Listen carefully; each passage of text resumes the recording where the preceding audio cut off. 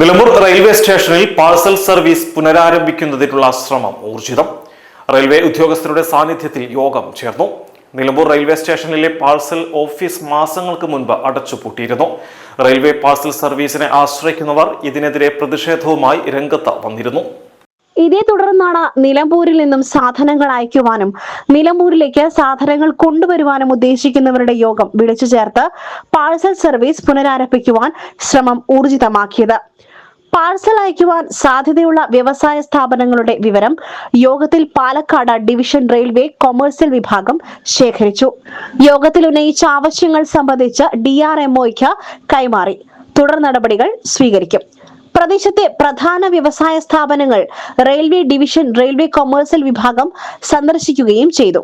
Nilambur railway സ്റ്റേഷനിൽ ചേർന്ന യോഗത്തിൽ assistant division commercial manager Pramod Kumar, chief commercial transport manager Sabu, Shoranur station commercial inspector Anilkumar, Nilambur Mysore railway action council president doctor Biju Ninan, DRUCC നോമിനികളായ Joshua Koshy, Anas union, വ്യാപാരി പ്രതിനിധികളായ Vinod P Menon, Anwar Kallingal, Ismail, Safarulla തുടങ്ങിയവർ പങ്കെടുത്തു.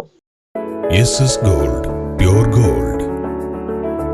SS Group, Nilambur.